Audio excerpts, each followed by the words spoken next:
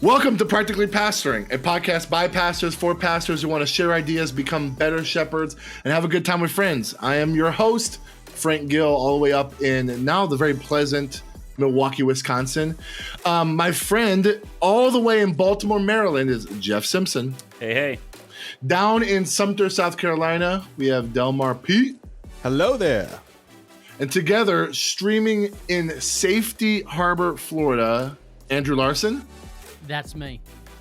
And Timothy Miller. Go Jags. Now, Timothy, we're going to talk about the sleeveless shirt. I got to talk about the mustache. I'm going to talk about how my covenant eyes went off when I looked at your Instagram story. We'll talk about it in a second. Is it the Minshew mustache? Is that what it they is? call It is. It is Okay. the Minshew mustache. Yeah. But before we do that, there's He's a even special wearing jorts. shorts. We have a special guest on the show today. His name is James Clidence. Did I say that right? Correct. Yes, correct. You did. James, you're sitting in the show with us. I don't want to say why you're sitting on the show with us, but you're sitting on the show with us. Fine. We're gonna talk. You're gonna engage in the conversation. It has to do. It With does sitting. have to do with sitting. But I found you on the internet earlier this week, and I instantly gave you a follow, a like, and I shared it in a group text with us. And then Jeff was like, "Oh, he doesn't live too far from me. I'm gonna reach out to him." And now you're on the show, and so we're just gonna hold off and Okay, explain. pause. This all happened in like a day and a half. Literally, I it got was his so message fast. like last night. Yeah. So this is on the first- show, we make it The happen, internet fellas. is amazing. It's Yeah, amazing. yes, it And listen, I know this is a long form podcast. We're basically Christian Joe Rogan, but you're going to want to stay. That's the end. such a high bar. Like, thanks. Yeah, oh Trump and Biden are going to debate on Practically Pastoring. So I heard. Oh, now that would be awesome. okay, so we're gonna have James. We're gonna explain why you're on the show and what was the breaking of my internet in a few moments at the end, towards the end of the show in our main segment. But let's talk. So Tim, I know Andrew. I know you might be in mourning. The Buccaneers, with all the prophecies with Gronk and Brady and It all was the that dream stuff, team. you guys. I watched it too from a Cheesecake Factory. Terrible. We were terrible. It's not fun to watch. The first quarter, I was so jazzed. There were moments. There were moments of brilliance, Yep. and I thought this is going to work. We have a 43-year-old quarterback who's trying to prove a point. When he scored that rushing touchdown, my wife's like, "Why are you so excited?" I'm like, "Do you realize how old this guy is?" He is so old, man, And for a he football is- player. But to be fair, you're still that close. Like this, you could turn this no, around it was so fast. It was one bad penalty. Yeah. A miss. The bad route on the one interception, and the other interception is he's got the arm strength of a 43-year-old who thinks he has the arm strength of a 33-year-old. Yep. But the Buccaneers is the Cleveland Browns of the Southeast. I mean, it's just like don't give us that. We're Well- gonna be better than the Falcons and better than the Panthers. New Orleans. But is you're the supposed to- you're the 2019 Browns where the expectations were so the expectations were very high. I would say we Well. pooped the bed, but Sports. talking about the Browns, you can't talk about pooping anymore. No, Otherwise, No, we're not You gonna- know, we're not going to go there. yeah, we're not going But there. can on we this say show. that Baker Mayfield has some of the best commercials on TV right now? Every time his commercial They comes on, are my son hilarious. grabs me to make sure I am watching because they just get him. My son thinks that they are the They- funniest commercials Man. ever. Them But, and you know, it's- Geico are killing It's it right one now. thing to lose when you're expected to win, but the feeling of winning when you're expected, and not just expected, but told by everyone you know, you will not win, you cannot win, you're tanking the season. Something just consumed me yesterday during that game. It was almost a moment of vindication where I never lost hope. I just was scared to say I had hope because everyone told me not to have hope. And I lost all control in front of my entire family. And my wife was recording me, and I had no idea. But in your defense, And your wife no shirt. said, yes, he lost his shirt as well. But your wife and sister-in-law were messaging that your brother was doing the exact same thing. Which, hey, man, kudos to you for weightlifting because you look pretty good, though. I mean, of all the pastors here to take their shirt off, There's I no would- chance I'm doing it. I actually I felt like he was like flexing on it. It's like, yeah, this is what Beachbody does, and That's you know, Beachbody. Hey, so Jacksonville did great. Also, this is the The one Ravens did great. the one they did. Cam Newton rushed for 75 yards as the new Patriots quarterback, and That was that's kind the of fun to most. watch. That's the most rushing yards by a quarterback in New England history. But his Wakanda forever. I mean, I had chills watching that. I'm really excited for Cam. I'm really excited for. It was weird seeing him in the New England shirt, though. Oh my gosh, Del. If you're watching, if you're not watching the podcast, you're missing man. some great stuff. Del, Hey, that is some skill right there, man. Hey, I mean, I'm trying to contribute, guys. but trying to contribute. That is great. I appreciate the sleeveless shirt, the Jacksonville Pride, the mustache. Are you gonna are you shaving before Sunday? So I did not take a razor to it on purpose. So there's a little bit of a 5 o'clock shadow that you might not be able to see on camera. But my wife was almost in tears this morning when I came out of the bathroom and she saw what I had done. But I Like how did beautiful not. it was? No, the opposite. Oh. I didn't take a razor to it in honor of her because it'll go back. It'll go back in just a couple It's days. ridiculous. Tim shaves, and 3 days later, he has a full beard, and it hurts my feelings. Frank, yours is looking good, buddy. It's coming Dude, back. this is me getting ahead on No Shave November. Like that's it. Yeah, if I start now, I might have a mustache by the end of November. Yeah. It looks like our special guest could rock Dude, the it's thick, full man. on homeless beard. It's a Yeah. I good mean, beard. honestly, Yes. I all right. Full disclosure, I just met you 8 minutes ago, and by your appearance, I've already judged you theologically. I'm really curious to see. Wow. So, Okay, so Del, I'm just saying, Del, Del, stop, man. I'm just Del, saying. this is not how we welcome people. Del. Come on, man. Oh no, no, I like what I see. Okay, Oh, all right. Yeah. okay. So Okay. James, Just saying. you're here. We're glad you're here. So clearly, you live somewhere in the Baltimore area. So where in that area do you live? I live in Dundalk, the armpit of Baltimore. The arm- Ooh, I live Is that- really close Lovely to the armpit of fragrance. South Carolina. Listen, Lansdowne might take a run for you. Well, we have Baltimore the, County. We have the sewage factory Ooh, you near got us. me. So, and you go into Baltimore, Dundalk, you literally smell Yeah. feces. All right, that's Yeah, what happens. that's true. yeah, there's some. All right, good. It's awesome. Pizza John's in Dundalk. It's in Essex. It's across the But bridge. it's close, All right, though, right? all right. So good. It's so good. Enough with the insider talk. That's boring. All right. So are you? Cancel culture. What's your role at your church? I'm the lead pastor at our church, And what's the name of your church? Freedom Baptist Church. We're in Dundalk, Freedom- Maryland. Yes. Yep. So can you disappoint Delmar and tell him what kind of Baptist you are? Ooh, we're independent. We're an Okay. independent Baptist church. We're Not IFB independent. Hold on, I was No, about to say no, like not like ISB. In 1611 King James. I used to be Ooh, part my of that people. realm, and My now people. those people have kind of disowned me for many different reasons. So they have disowned me, and I've kind of gotten called You bought out some quite a bit in that CDs, didn't realm. you? Mhm. They found out that I listened to Chris Tomlin. That's what it is. Yeah, The country album. The country Yeah, that- album. No, they don't like some of my stance on some things, but that's cool. They can have whatever opinion they want. They're just wrong. No, I'm playing. They can have whatever opinion they want. So we're independent. We're kind of, I guess, affiliated with the BBF, based out of BBC in Springfield, Missouri. I guess you could say that. We're not really denominational, but we have a fellowship, which essentially is a denomination with a non-denominational name. More like So- a network. exactly, Yeah. what you'd call it. So are you from here? No, I'm from everywhere. I'm from Anderson, Indiana. I lived in Cairo, Michigan. That's near Flint, Michigan for a while. Then we moved down to Chicagoland, where I met my wife of 8 years. And then I'm from Rockford. okay, cool, Yes. cool.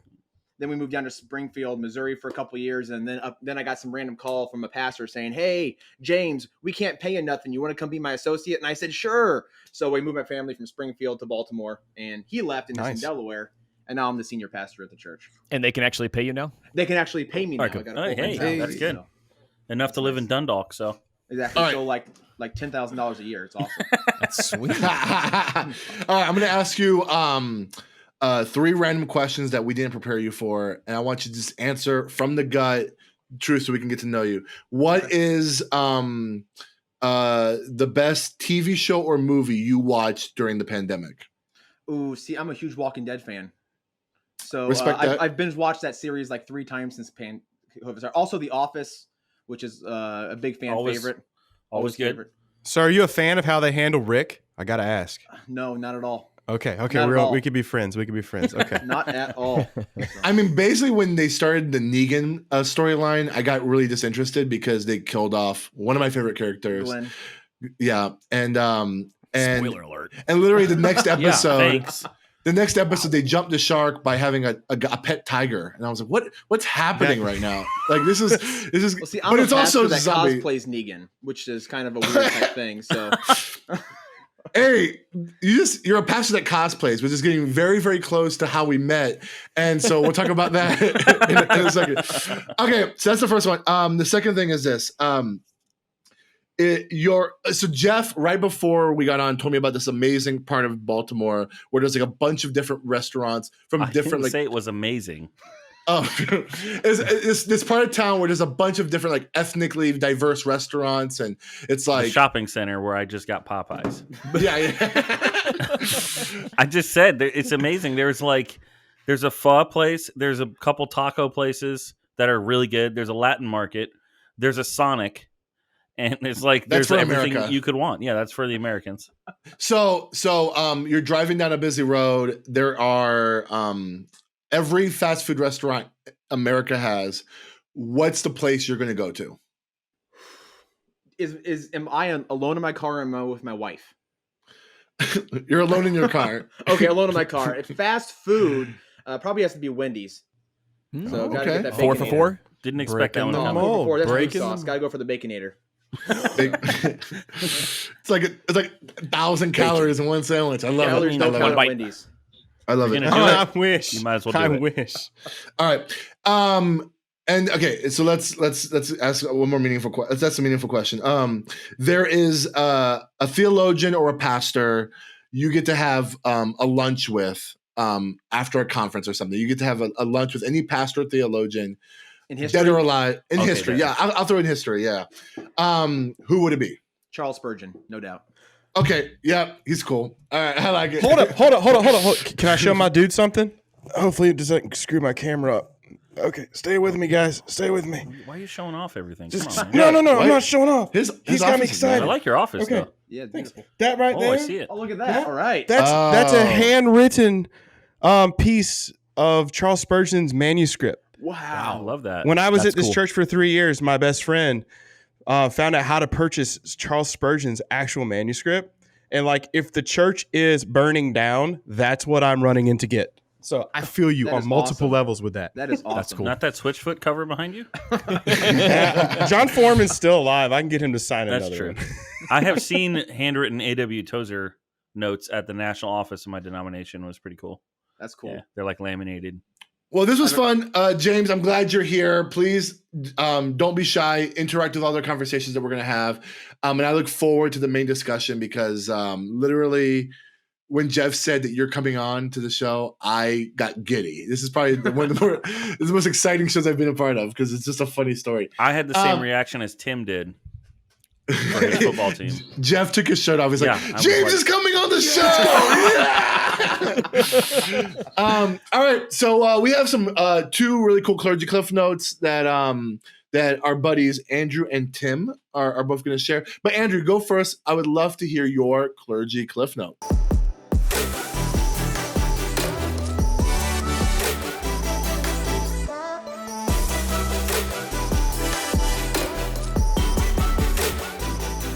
So typically when we are doing the Clergy Cliff Notes, it's here's an article that I read in some reputable news source. And that's not saying that this is not, but this is a blog post. Somehow, 3 or 4 years ago when I was putting my resume up when I found myself here at Safety Harbor Church, I got signed up for the email list from Chemistry Staffing. I don't know if you guys have ever worked with any of these search organizations. And so I still regularly get emails from these people. I always feel like someone at church is going to find out that I'm getting emails from the church staffing into it. websites and think that I'm leaving. And this one was a link to their blog post entitled "How to Know When It's Time to Go Before You Stay Too Long." So I was reading this thinking, oh, I hope nobody's checking where the web traffic is Yeah, going. don't this print week. a copy of this and leave it on your desk. But basically, it was a blog post, and it was like a link to, hey, here's a free 65-page ebook for us to send you more stuff. But it was just kind of fascinating because it was this idea of so many pastors are leaving right now, because of the pandemic. It's the idea of I had this 10-year plan, but now everything has changed. Hey, I never set up a camera in the back of the room to record myself, and now I'm being recorded every week, and other people are stumbling upon it, and I'm being asked to interview for this, that, or the other, or someone's retiring, whatever it may be. But it was really just a blog post and then a 65-page, how do you know when it is time to leave? And instead of just kind of rehashing what they've written over there, I just thought it'd be interesting. All of us here have made somewhat recent transitions. About 3.5 years ago, I moved from a 15-year career in student ministry into a lead pastor position. And I think that's kind of very similar to a lot of our stories. Jeff moved from student and worship into a lead pastor position. And so when do you know it's time to make that jump? When do you think, if ever, the time is coming where you might move on beyond where you're at right now? And what are some signs that you're going to be looking for, that you're hoping to help you discern when it's time to make moves in the future? So for me, it's I have a Holy Spirit that's voice sounds a whole lot like my wife's. It's funny how that works. And there's a whole lot of discernment that comes from her. And with every big move we've made, she's kind of had the, I think it might be time to think about something. And then within 3 or 4 months, the writing seems to be on the wall that she's right. So I don't know where you guys are, but what do you look for when it's time to go, or what do you look for as signs or validation that it's time to start thinking about something? A couple things that comes to my mind as I saw this cliff note earlier. I actually just sat down with a pastor 20 minutes from me. He is in line to become the next campus pastor at a mega church in our area. And he walked in and resigned last week. And I sat down with him last week and we were talking about, like, how did you know? And a lot of similarities that I saw going between him and even myself as I moved here. And I'll just quick bullet point them. I think one of the number one ways that I can say that's kind of easier, it's not easier, but it's easier to tell if you notice a conviction shift. And what I mean is, like, the conviction shift of your church is not in alignment to your convictions. And that's where my friend sat. Like, the church is making some decisions at a very high level that he is not at peace about. And if you can't be on board with the vision and mission of your church, the only other thing you can be is a troublemaker. So he decided to leave peaceably, which really brings in to another thing that I really had thought, and this ain't out the Bible, so I'm just saying, but this is totally out of my life. What I've noticed is that when God starts to wean me off of a ministry, and I've even seen this in other people's lives, people who don't move, they end up getting bitter. Like I served at a parachurch organization for a few years a while back, and about 6 months before I left, God was very clearly directing my heart to leave, and I said, no, I can work it out. In that 6-month period, I became bitter, and I should have just left. So I will say, like, if anyone's listening and you're really struggling with whether God is calling me, I really work through that, because if not, I think what ends up happening is like a shell. And that shell gets filled with bitterness. One of the main ways that I knew that it was my time to go was I checked my vision, and I realized, like, I still had some vision for what could be in my student ministry, but I also noticed that God was giving me a vision for where I'm at now. Like, he was giving me a vision for how this thing can be. And then I realized really quick, wow, like, he has moved me off of the vision caster for the ministry that I was. And how many times have we seen ministers get in their ministry, everything gets humming, it gets rolling, and all of a sudden complacency sets in. And it's because, like, they don't have any vision anymore. So as soon as I started to feel like that vision wall where it's like, God, why aren't you giving me this? Like, you've been giving me good stuff for 15 years, I was like, there's a reason for that. So when I do, I really just crank it in to 4 areas, and I just spend time in this. And first of all, is I go to scripture, because God's never going to have me go contrary to that. I go to him in prayer. And then I ask godly people in my life who I trust, who will push back on me and aren't just the, like, go get them people, but the people who be like, Dale, you kind of suck at some things. you might not should do this. And then I look at providence, and I not like, oh God, I'm going to look for a sign, but I think there are some times when God does, like if he's opening a door, he's also going to put a path to the door, you know? So those are some kind of ways that it's worked out in me as far as how I knew when to leave. I think something to look out for in your own soul, and you touched on this a little bit, Dale, and we've talked about this before when it comes to being a student pastor or even a worship pastor or just an associate pastor or whatever. When you start to notice that you are constantly thinking about how it's you against everyone else, or you and like a little group of people against everyone else, one of two things has to change. Either it's like you have to go, or your perspective has to completely change, which God can do. And so I would just say begin praying to that end. And then if it becomes clear that this is a convictional thing that's not going to change in you, then I think, like you said, Del, so that you don't become a troublemaker and for the best of the church, then it's time to begin to think about like what could be next. Well, the worst thing we can do is not listen to the Holy Spirit's leading. That's the worst thing you can do for your ministry.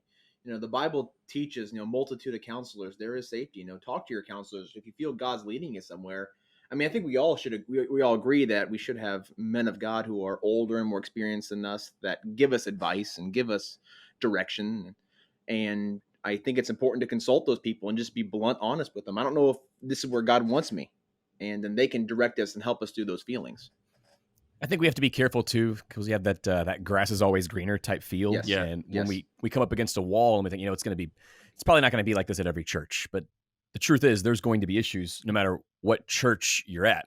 So for me, I've never put a resume out. I've been at my church for coming up on 11 years now. So this is I wouldn't know how to approach this issue honestly right now. I've never had the thought of seriously leaving my current ministry setting. There was one church that reached out to me like 6 years ago, and we had a discussion, but it didn't get much further than that. But for me, and whenever there gets to be that feeling inside of me, like there's a wall or I'm coming up against something, more often than not, that's what that is. There's something there that's just I'm having to fight against, and then I lean on the Lord, and then I realize I'm looking for a way out, and I need to be looking to Him for a way through it. And that's what kind of happens in a lot of ways. So I feel for the guys that bounce from place to place to place, because I've seen the benefits of long-term ministry. Mm-hmm. And the fruit of being in one spot for more than 18 months. And anytime I talk or counsel with a guy about moving on, I always want to make sure that this really is something they want, they desire, that God wants for them, or are they just coming up against something they want a way out? Well, I think there's kind of like the red flag. If you get someone's resume and they have, they're 40 years old and they've got 8 churches listed on their resume, you go, ooh, right. That's that's bizarro. When the church I served at previously, I felt like I had to justify to them, like, well, I was at this church right out of college, and I bounced around, but that's because I moved from here to there to go to seminary, and then I had an internship in seminary, and then a full-time position. And so, but I think if you've established yourself in your career and you've got this long track record of I'm here for 3 years and then I leave, I'm here for 3 years and then I leave, I think that's going to raise some eyebrows. But statistically speaking, most people in ministry have about 3 big post-education career changes that they make, and whether that's moving from a specific role into a broader role, and then from a one-size church to a bigger church. But statistically peeping, I can speak statistically peeping. I'm freestyling, guys. We're professionals. Really, there you go. I talk for a living. Statistically speaking, most people have 3 big career moves in them, and most churches, when they're looking to hire, they want someone between 30 and 40 with about 30 to 40 years of experience. So they want, we're all kind of coming to that point where, I'm 38 next month. I'm the old man in this group. And at some point, the phone's going to ring. And it's weird to think about, because we're not planning on anything. We're hoping to be here for forever.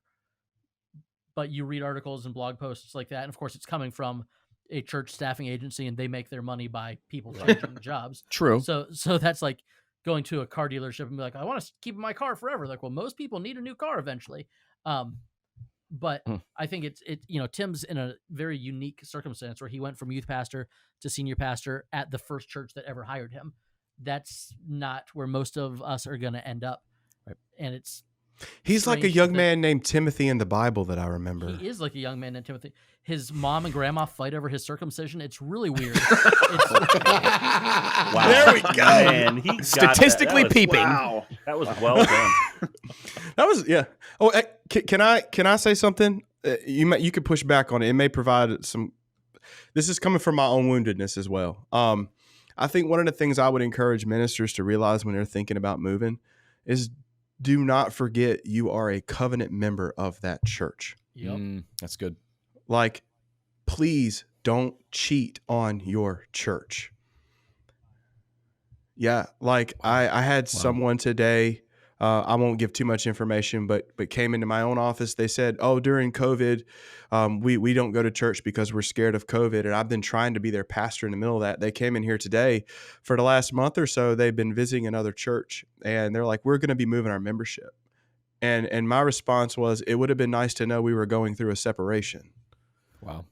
Because that can be a blow. And I know a lot of pastors, just given the nature of our culture, it's always, well, pastors are the leaders. They're the leaders. How do leaders make transition? You're also a covenant member in that family. And like when they find out that you've been talking to another church, like that, how you handle that is everything. I realize people listening right now, you found yourself in situations. I know one pastor went and talked to another church, let his senior pastor know to be ethical. And the senior pastor's like, well, you can just go if you're going to talk to somebody else. So that's a tension to manage, but please, whatever you do, like keep that in your heart. Like, God, whatever you're pushing me, please don't allow my heart to go there and cheat on them. Allow for it to be a transition. I would say with that, Del, like one piece of advice I got, I don't know, a long time ago, was a guy just said, just always keep doing just the next right thing. And I think when you're thinking about transitions and what you're talking about, Del, is really important because there's kind of I don't know, I've experienced kind of an unwritten culture of almost too much business savvy, kind of getting into the church, and where it's like, if a member is doing what you talked about, we're frustrated about it. But if we're talking to another church for 3 months and we don't tell anybody, and then we're just going to get up on a Sunday and announce I'm resigning in 2 weeks and I've already got another job, like that's okay. And it's a tough one, man. It's a tough one because I came from like a super toxic situation before this. So I could have totally seen myself doing that. But I just think like there's a way to, like you said, there's a tension there, but there's a way to exercise trusting in the Lord and just do the next right thing. And if you're listening to the voice of the Holy Spirit and he's saying, hey, you need to tell the senior pastor, and you're thinking, but he might just fire me. He might, but just do the next right thing and trust God, because cool stuff happens when you do that. Yep. And so I just like, don't try to hedge your bets.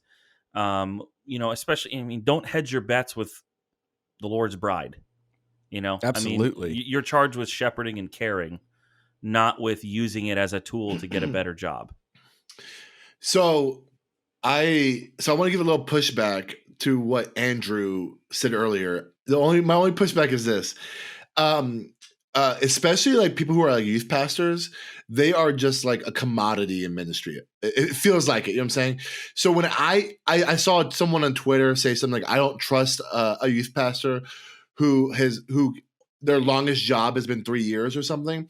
And my thing is like, it's sometimes that's not their choice. You know what I'm saying? Like sometimes like the way churches treat youth pastors, especially, there's such a commodity that like they need to get out of there because they're treated like garbage. And then when they get to another church, they're like danced around the ball. And then once they're actually there, they're treated like garbage again. And so it's like, sometimes when I look at a person's resume, it's not the person that I'm like faulting. It's like the way churches treat lower level employees, right? So that's my only pushback to that. I know that's not your intention, Andrew. No, I know. But I've worked at big churches that are very much plug and play.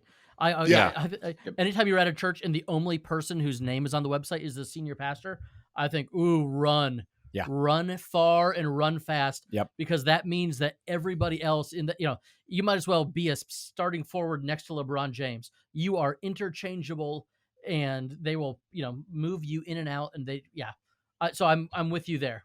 Yeah, and certainly there are divas in ministry who are just trying to like literally like that. Some business guy told me the best way to get a raise is to quit your job, and like literally just like keep finding new jobs and slowly they'll incrementally get more money. There's definitely people who do that, and they're not great, right? But I will say that like I think everyone said really good reasons to leave. And I think I would like resonate a lot with your list, Delmar, of the steps you said. I will say that like when I left, I've only had, Andrew, you said 3 big career moves. I've only served at 3 churches since I graduated from college. And every time I left the 2 previous churches, it wasn't so much of a conviction shift as much as it was like there was big change happening. And so I had to constantly ask myself, is this me not liking change because I don't like change? Or is this something that like I feel like there's something sinful or wrong happening here? And that's a tension that's hard to even figure out when you're in the middle of it, because like a lot of times when change is happening, you feel like this is terrible, but it's also probably because you're just used to how it was and it's inconvenient now. But it's like, it's not a big philosophical change. You just have to turn in your receipts differently, right? So like it's stuff like that like you have to wrestle with. And I'm a big proponent of like if there's something that needs to be changed in your church. So like I've talked about this before. It's like I was at a church where I felt like there was like some soft racism, and like people, like if you were a person of color, you felt kind of like dismissed in the church and stuff like that. And I feel like, well, I'm a person of color on staff. Maybe I can help be the change the church needs. And after 2 years of not seeing that, I was like, all right, there's nothing I can do here. You know what I'm saying? And that's when I was like, all right, maybe it's time for me to move, right? But like, there's situations like that where it's like, how can you be the change that you want to see in your church versus like something's inconvenient, I'm gonna go put my resume out, right? And I think like sometimes like whether this this website, I'm not gonna say its name because no one said it yet, but like whether it's the staffing sites, like I feel like sometimes they want you to feel that tension because like you said, they get paid to move you along. At the same time, there's been some staffing people at some staffing sites that like have told like me, or I've heard them tell other people, please stay at your job. Yeah. Like there's some, so like not all church staffing people are like multi-level marketers trying to make money. Like there's some really good dudes out there and some good women out there. But like, man, there's such a I think Tim, you said this earlier. There's such this idea of that grass is greener, and I think it's because, especially now, because with COVID, we can see everyone's church and what's going on. It's like, dude, do you not have an Instagram? We can all make things up. Like we can all crop what we want people to see. Like I know I could preach a good sermon on camera. I might not be wearing pants right now, right? So like I can make you believe whatever I want you to believe about my church. And I think that's the deception that I think we sometimes fall to. It's like, man, if I was able to get to California or Atlanta or Nashville and get to that church, it's like none of this is Safety real. Harbor. Yeah. Or see the gem. Yeah. The gem of Pinellas County. What is it? The jewel of Tampa Bay. Yeah, the jewel of Tampa Bay.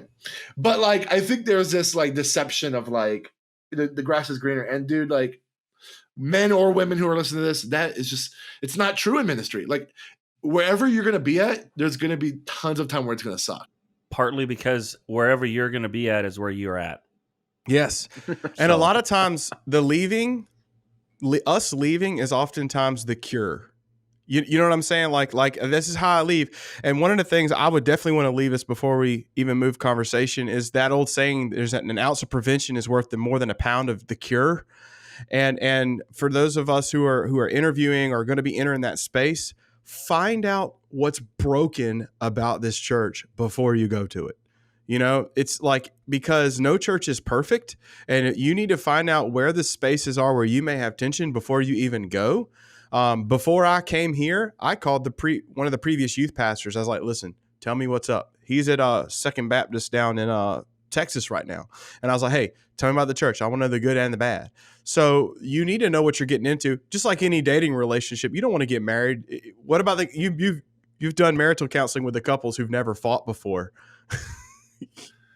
It's wonderful. So, Dumbo, you just said an ounce of prevention is worth more than a pound of the cure. That's so you are saying here. when COVID-19 vaccine comes out, you will be the first one to get it, right? Hey, Tim, I'm saying I don't mind it. He's also Dell is also saying that he called all of his wife's ex-boyfriends before they started dating. That is exactly what I heard. See, I'm in South Carolina. If you fry a possum with 10 mushrooms, mix it with 2 beers, drink that, you don't get COVID. There you go. Wow. Dude, you say the most Southern stuff. Yep, so dude. I think James knows if you can breathe in Dundalk, you're probably fine. Hey, Tim, we're going to keep this moving on theme going. I think you have a really good clergy cliff note. Can you share that with us? Yeah, I think many of you have probably already seen this because it was probably shared by a member of your congregation or it was shared by a fellow pastor in your network. A few weeks ago, Tom Thom, as I like to call him. Thom S. Rayner himself put out an article called 6 Reasons Your Pastor is About to Quit.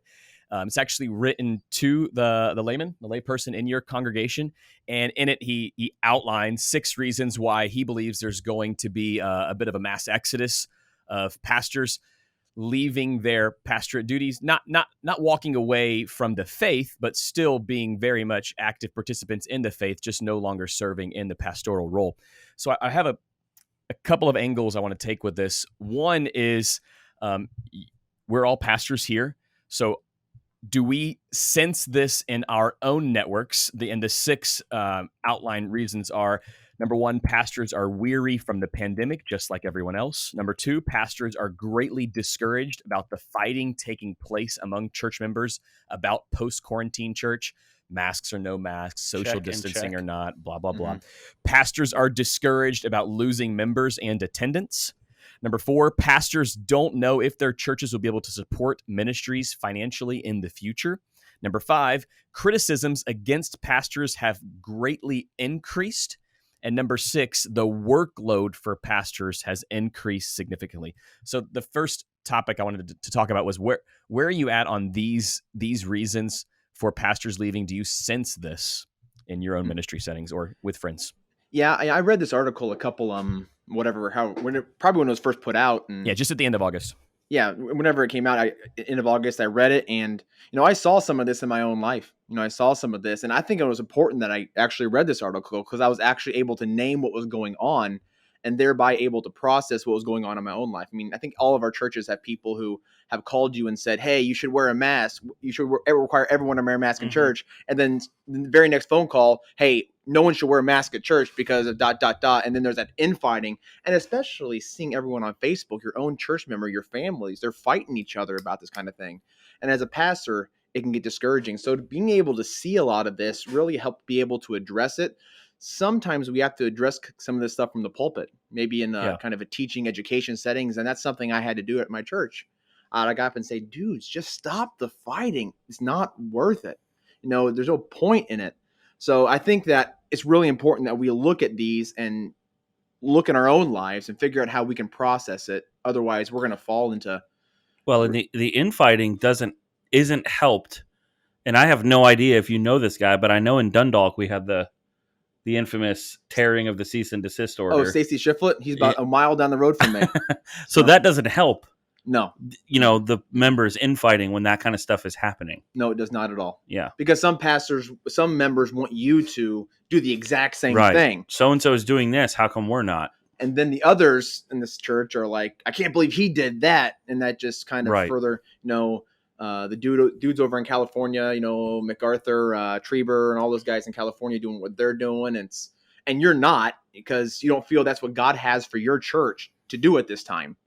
So what is it, number 5, criticisms against pastors have increased significantly.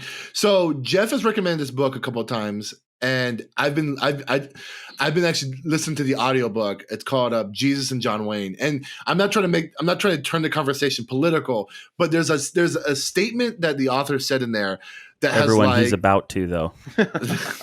no, I'm really not. I honestly, but you'll understand what I'm saying with this.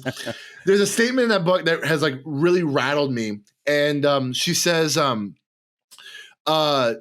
like the authority of a pastor has been replaced by like evangelical leaders, like evangelicalism, and even like the news has replaced the authority of a pastor. So like you from the pulpit can make statements and say this is where God is leading us, but the congregation can say, but another evangelical leader or what Fox News or whatever, whoever they're like listening to, or in social media, like that is what's leading them with more authority than their own pastor.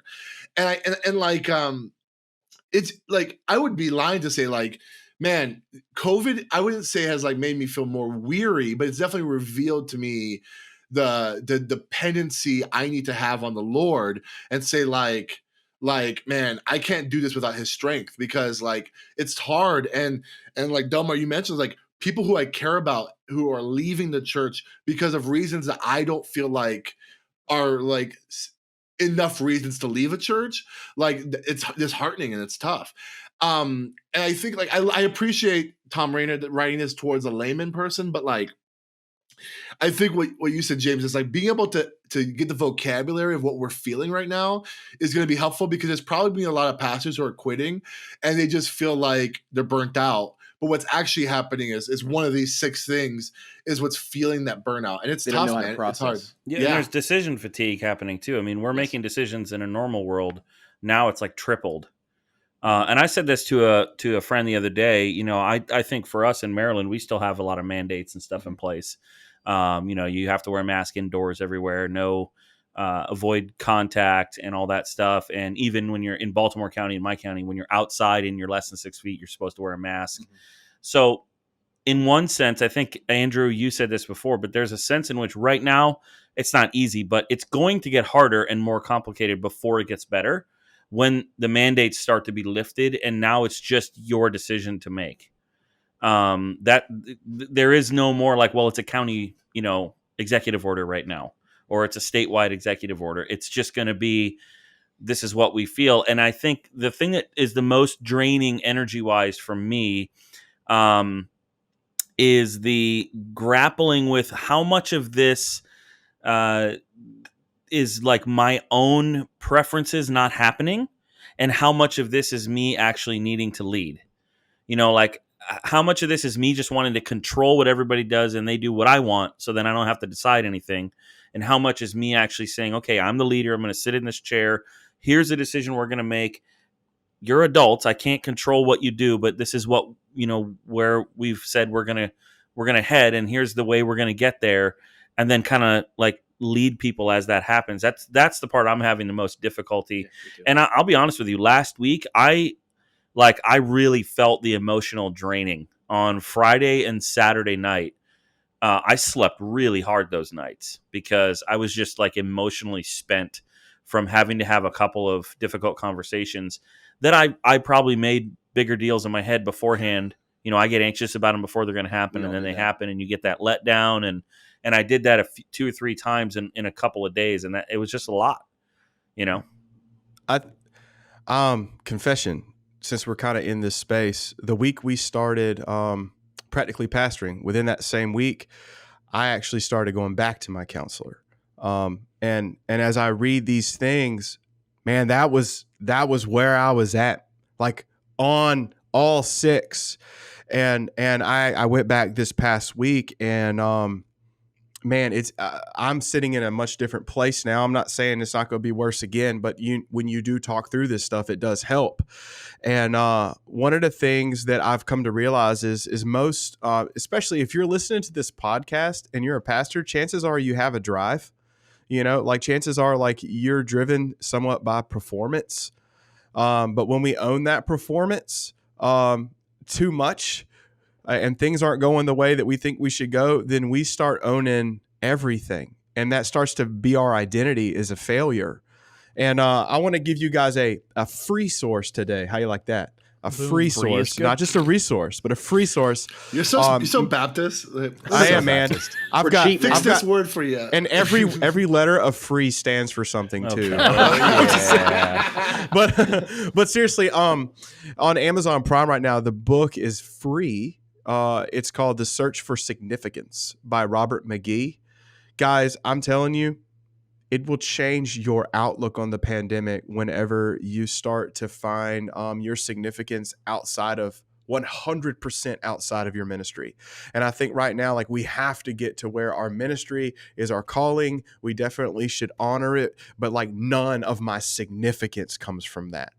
So I would encourage you guys, because that's where I found myself. I carry the weight of this. Even today, when I got gutted right over there in this same room by my congregant, like immediately I had to run to, okay, but that's not where my worth is.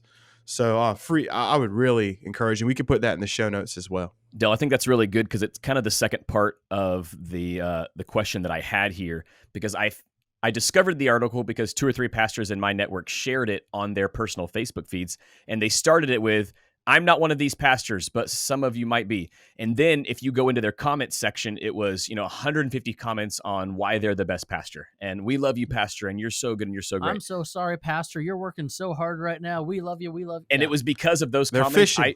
I opted not to share the article. So where do you land on, okay, well, let's share this, but at the same time, in the back of your head, you know that if you share this, you are going to get every heart, comment of praise you could possibly get just by hitting that share button. As an Enneagram 3, any compliment is well received. I You don't know just what give that it to me. means.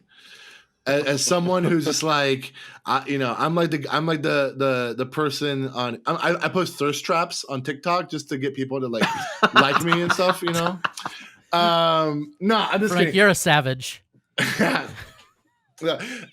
So I think if you're posting this to be like, yo, y'all should feel bad about how you're treating me, then like, I'm waiting until October for Pastor Appreciation Month to post this. oh, you get stuff on a pastor appreciation stuff?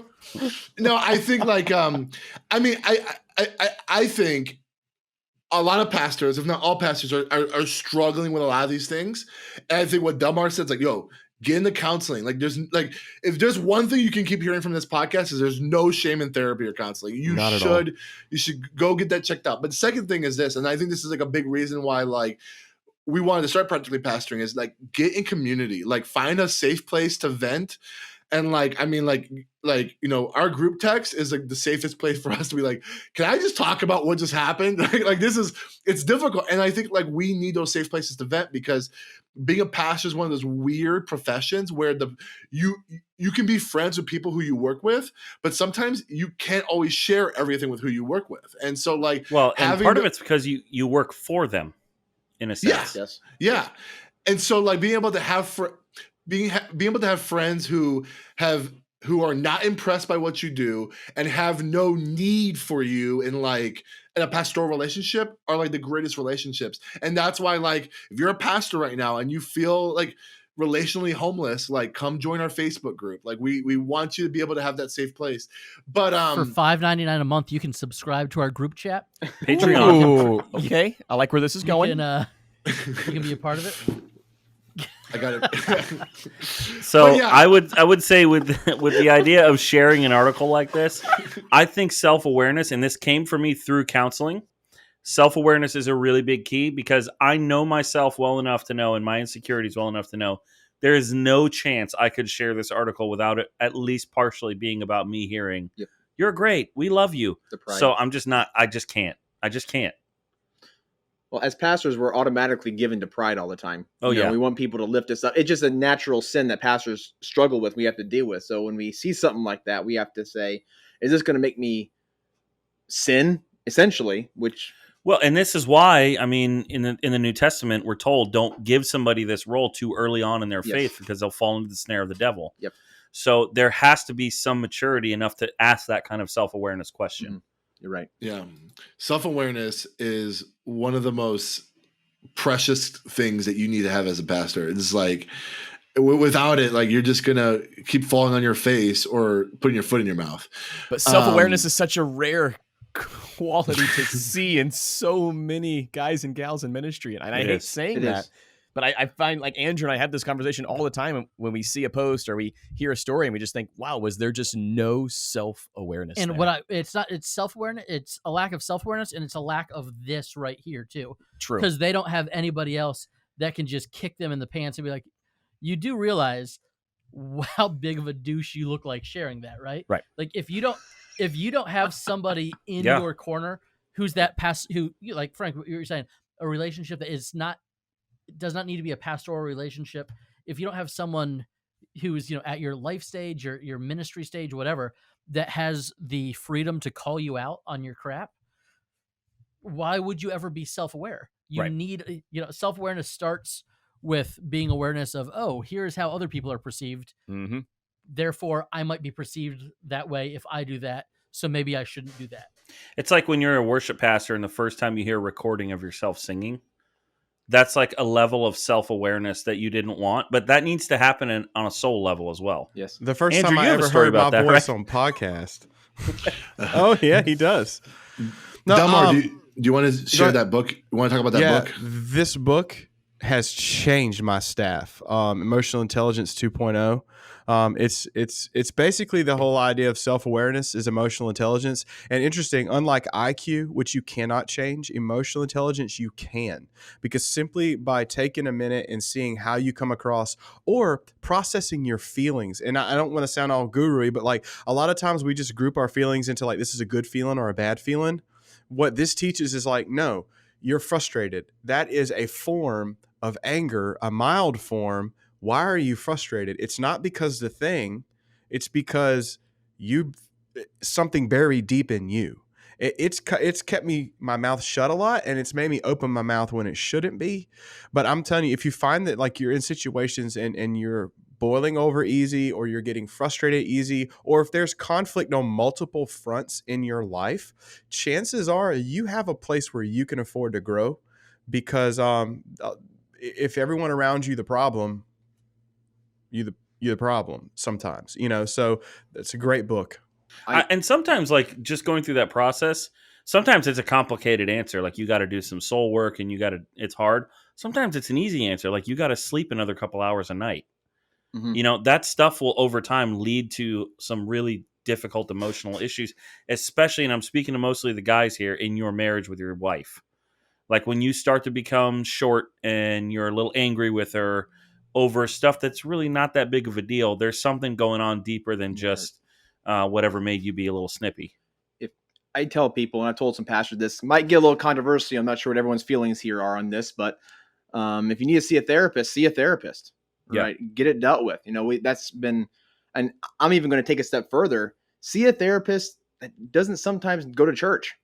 Is not big into church because they don't have that bias of what they think a pastor should do. Right. And I took that step even during COVID, and it's been life-changing. This guy has no idea what to do with church work, but sometimes that ignorance kind of helps you see things more clearly to where this is what should be done. And you're thinking, yeah, that's what's supposed to be done. How did I not think about that? All right. Because you have everything else right here, but that clarity there kind of helps you see through. Now, of course, some people might not agree with the non-Christian therapist thing, but I think it's been Well, how about this then? Because I think this is fair. My counselor, he is bivocational. He's also a pastor. Oh, so awesome. I think sometimes you can lean away and get it, or you can lean all the way in, because he's able to like empathize with me and be like, "Yo, he gets the it only stuff. reason you're right. Yeah, the only reason you're thinking that is because you're in pastor mind. You need to snap out of that and snap into husband mind right now and get some clarity or something." Yeah. So to kind of put a bow tie on this conversation, I think like whether it's finding a counselor or a therapist, finding a community of friends that can empathize with you and can process with you and vent. But I think there might be also a place, and this is kind of like a more unique hybrid of the two, is maybe finding a mentor, someone a little further along that like can know where you've been, but also speak into it from a place that, again, might not have any vested interest in like you as a pastor for them, but can speak into your life as like kind of like a wise sage that is kind of future down the line. This is awesome, guys. All right. Speaking of leaving churches and maybe good reasons to leave a church, I want to get to our main segment.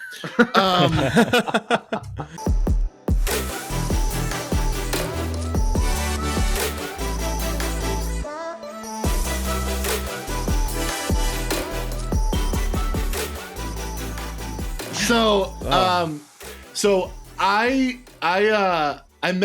met James. I found James on this little app that the Chinese government is stealing our information on called TikTok. And so I was on there, and he was on my For You page, and I never seen him before, but I think I saw in the caption something about pastor. And whenever I see another pastor on TikTok, I'm always intrigued to like, what content are we getting here? Is this going to be like the 1 minute devotional where we just like have like some like kind of very surface level preachy thing or whatever? Or is this going to be just straight up like church memes, which I'm all for the church memes. I'm all for this like, you know, satire of the church or whatever. And I watched this and I probably rewatched like a dozen times because I just kept processing what would I do in this situation. I immediately copied the link for that TikTok, shared it in the group chat, and we all had a good laugh. And it just so happened that you lived in the same town as Jeff. That led to you guys having a conversation for you to be on the show. So I don't want to say anything else because this is an amazing story. James, can you share with us? Give us the full length in detail version. I can do that. See, when you watch the TikTok, when you watch that, it seems like it was just a couple minutes. Oh. But this video is actually about 25 minutes long, 30 minutes long, probably. Seriously? Yes. Wow. Yes. Just wait for it. I was sitting in my office. Okay, hold on. He was starting to tell us the story before we hit record, and it was getting amazing. And I was like, stop. I want to hear this for the first time when we're live and recording. Yeah, it was. I was sitting in my office at the church. I was getting ready to leave, just for the day, go home, and I shoved my phone in my back pocket, which is weird. I don't normally do that. Usually my phone is in my bag that I have right here or in my side pocket or whatever. So I put it in my back pocket and I hop in my car and go home. And on my way home, I find a guy that goes to my church, hasn't been there in quite a while. I stop, hey, bro, where you been? Why have you been at church, bro? You got to come back. Oh, man, we probably have a 5-10 minute conversation, not knowing that I had gone live in my back pocket this whole time. So this whole time on Facebook. On Facebook, yes, on Facebook. This whole time, an audience has been brewing. Oh man! Oh, what's Pastor James doing? Or what's James doing? He's live on Facebook, and he doesn't know, and everyone's laughing because I'm live. So they're having a jolly old time in the comments. Yeah, jolly old time in the comments. This is before. Is this the church account or your account? This is my personal account. Okay. Praise the Lord! Right? Praise the Lord. Oh my gosh! So I get home and I drop my bag. Hey, honey, give her a kiss, and man, you know what? After a long day at the office, man, you got to take a poop. That's just what it is. And I go upstairs, and like I said, by this time it's been about 25 minutes of an audience gathering up, about 100 people watching this live video of just laughing that I'm live and I have no idea that I'm live. I have and no one's messaging you about right now. No, well, people were, but for some reason I wasn't getting notification. So as we'll see in a little bit, my wife gets a message eventually. I get upstairs, go to the bathroom, drop my pants, do my business as the camera's facing towards the ground. And, every grunt, they hear the plop, plop, plop. And they hear. So to be fair, if you were on your phone while you pooped, this wouldn't have been a problem. Exactly. Oh my exactly. But I thought, hey, you know what? So good. I love my wife. I've been at work all day. I want to go to the bathroom real quick, then come spend time with my wife. And not look at my phone. Exactly. Not look at my phone. So, which I should have done. So I get done, I do my wiping business, and then I flush the toilet over the live. And next thing I hear, James! I'm like, yeah, honey, you're live on Facebook. Your brother called my brother called my wife, and he's a famous TikTok teacher. He's got like 125,000 followers on TikTok, Mr. Clidence, and he calls my wife. My gosh, this is the best story I've heard. And he's like, James is live on Facebook and he's pooping, and my wife's hand embarrassment, beat red. Screaming for me, you're live on Facebook. I grab my phone. I look into my horror, over 100 people. So now all these people get your face, like, like this. I end that so Wow. quick, and I deleted it. In hindsight, I wish I would have saved it. Hindsight, and just saved the chat. Oh my. But because so Hindsight. many people on TikTok are now like, "Hey, can you show the video?" And no, no, I'm not going to. But I could have posted something that a chat log or something of what people saw. But Oh yes, my gosh. and I and can't then get my away mi- from it. Then my mindset goes to Sunday. Oh no, because there are people. That's so awesome. There are Oh, people my. in my church who were watching this. All right, there are like huge group of people, especially the boomers. Who, whenever the pastor goes live, they got to be on there cheering on the pastor. So now I'm thinking, oh man, they're cheering on me as I'm going poop, and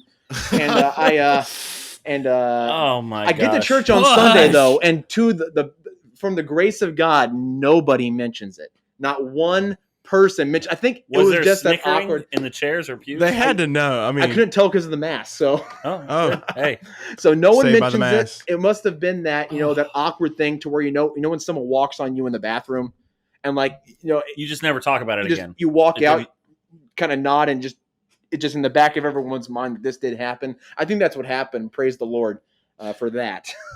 Oh, man. I'm impressed. Like the fact that you pooped without being on your phone is a level of meditation I've never been a part of. honestly.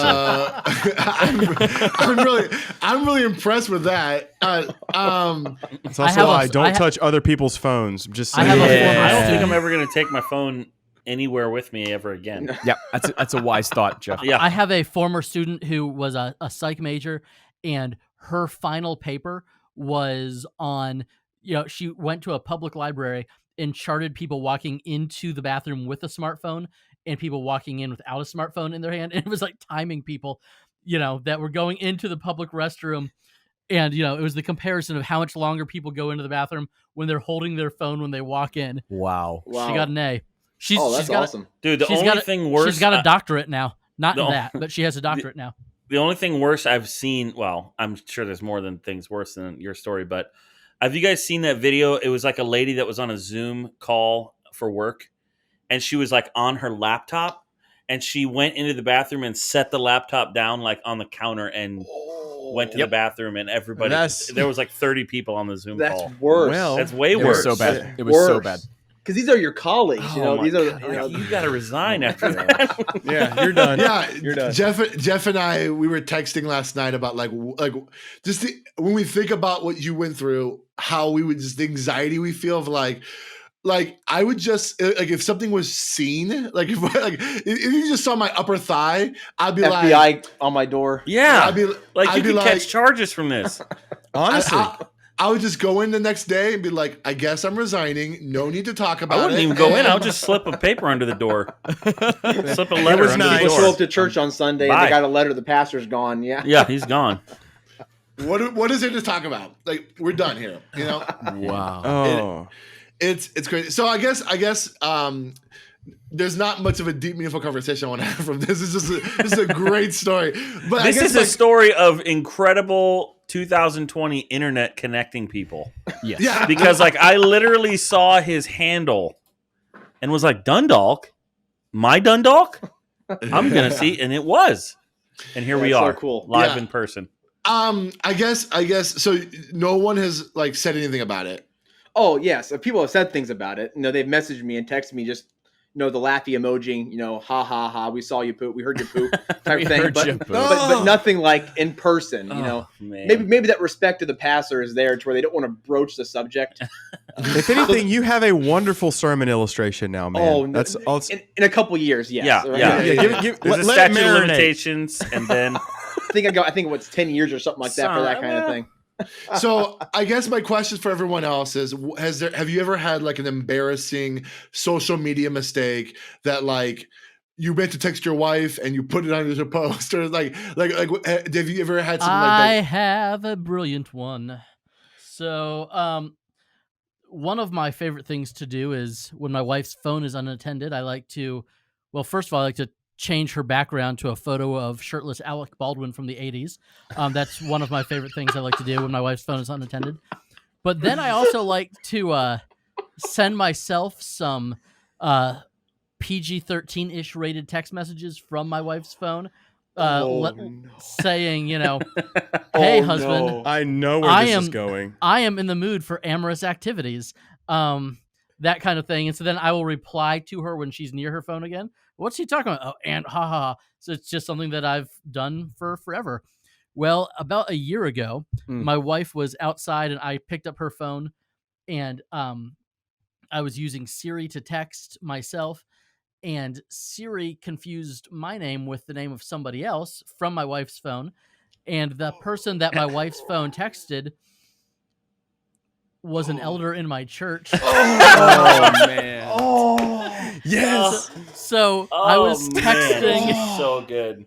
I was texting myself suggestive material from my wife's phone, and that text went to a female elder in our church who is close personal friends with my wife. Like, they're in a small group together. They're buddies. Dude, listen, somebody listening to this right now is feeling so vindicated that they're not the only weirdo in the world. So then I had to be like, oh my goodness, I am so sorry. This is not Melissa. This is Andrew. Then it's even weirder. It's so weird. But so then, On so many levels. That doesn't fix it. It just makes a different problem. And it's the fact that it's one of our female elders as well, which makes it weirder because now here's this text from her pastor, and then Melissa was like, I am so sorry. Sometimes he's just a boy. And her response was, that's okay. They never grow out of it. They're all like that all the time. Fear not. Wow. Fair. She's Thank God she's gracious, man. Oh, she's one of my favorite people on the planet. But obviously oh my goodness, now. I wanted to dig a hole and live in it. Yep. It was so awkward. See, now they have that blackmail. That message saved. Yeah, it's screenshot forever. Yep. I got a cell phone one.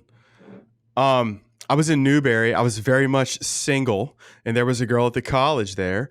Her name was Kristen, and I was ready to go on a date. And so I texted her, doing everything I tell my students not to do. I'm just texting her all day long. And then I was like, okay, I want to go out. I want to go on a date with this girl. So I just texted her. I said, hey, we should hang out sometime. And she's like, that'd be cool.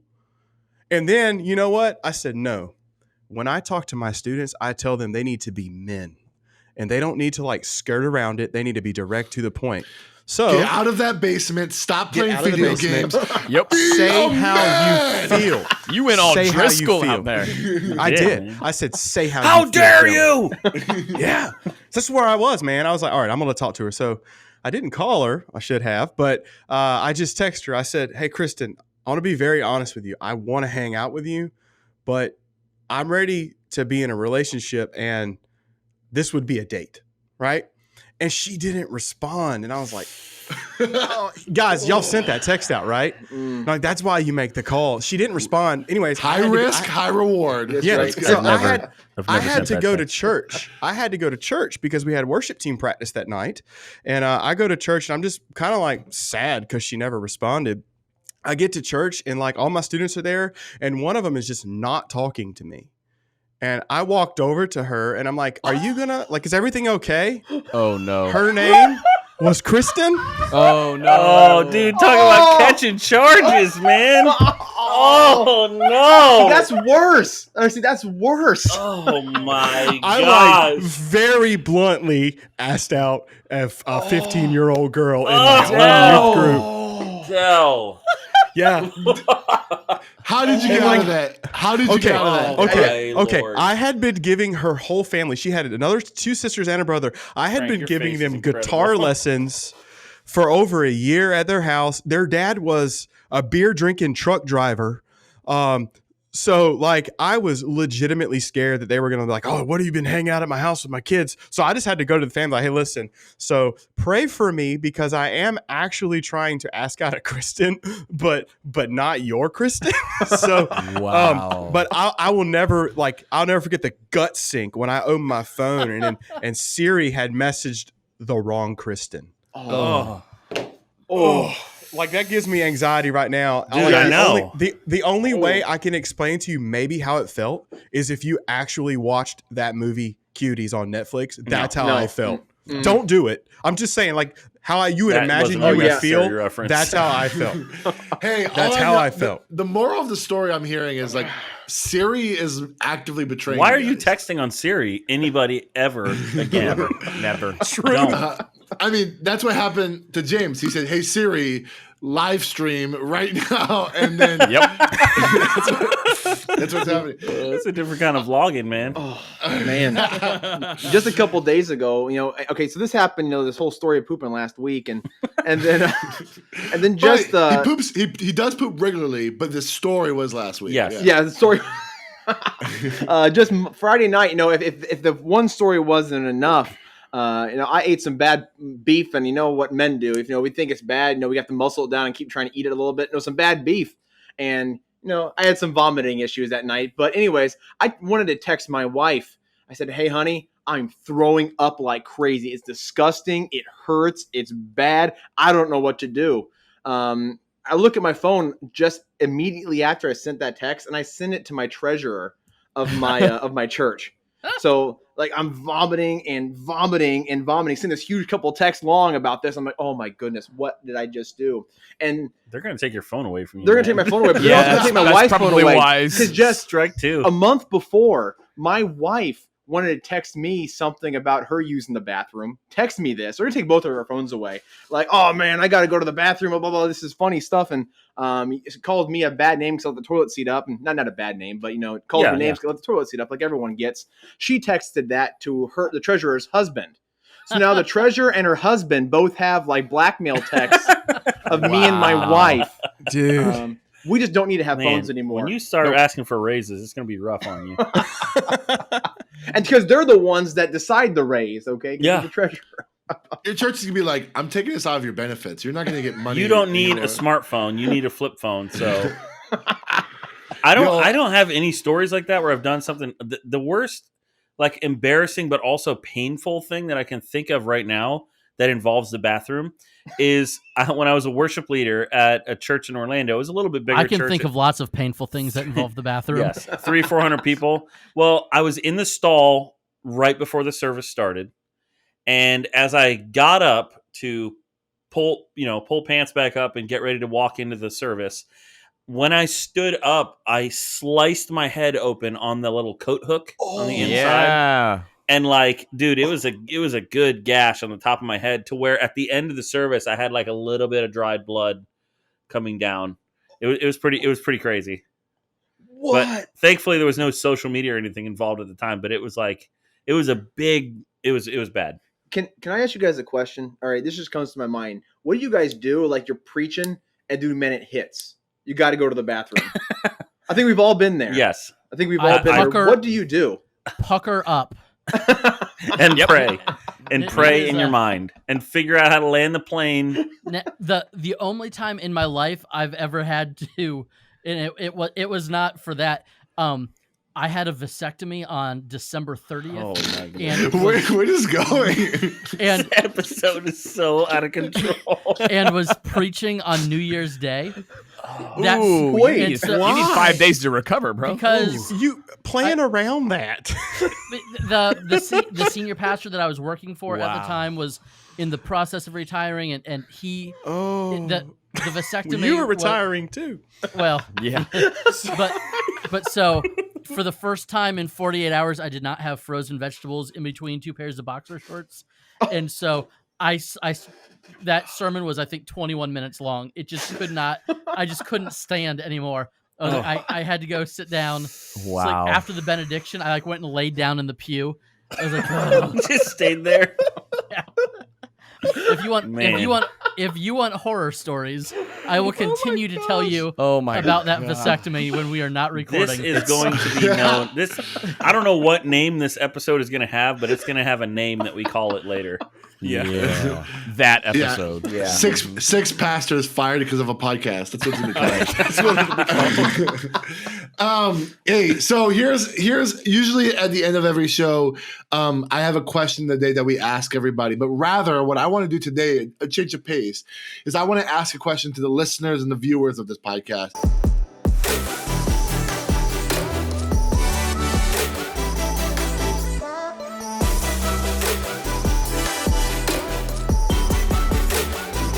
and next week we'll read some of them.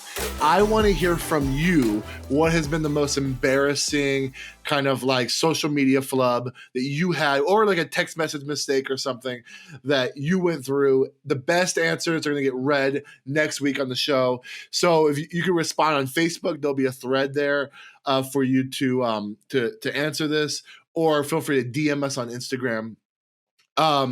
We want to hear your best like social media like mistakes. If you went on live stream by mistake, I want to hear from that. James, this was spectacular, dude. I'm so glad. Hopefully this is like your first introduction to our show. Hopefully you like everyone else can go in our back catalog of 10 episodes and listen to 2 bonus episodes. The James episode. But this is the James episode. This is iconic, man. Dude, people on like sports talk radio are always like, "Hey, long-time listener, first-time caller." I don't know if anybody that's I had no idea your thing existed and now I'm on the show. Yeah, right. James, if people wanted to find you or know more about you, where can they go? TikTok. You can go to TikTok and get all the embarrassing stories. That's a Freedom Dundalk, Freedom Dundalk, Dundalk. If you want to follow me on Instagram, it's J Clidence, and pretty much everything else is J Clidence. But TikTok is Freedom Dundalk if you're interested. So I love it. I'll put all that in the show notes. You can find the links there. Dude, thank you so much. This was fun, and we didn't have time to do. Maybe one day we can bring you back on, or just have a side conversation about like if you're using TikTok for ministry, because I have no idea how you would do that. Yeah, that's what I do. Yeah. There's definitely an audience there. I just don't know how to do it. So we should definitely have that conversation one day, and just maybe using social media effectively. But thanks for being on the show. You're welcome to come back anytime. We appreciate you being here. But hey, for everyone else, thank you for listening or watching to the show. Please subscribe wherever you're listening to this. If you're on YouTube, please like and subscribe. Share this with someone else. Give us a 5-star review on iTunes if you can. It really does help the show.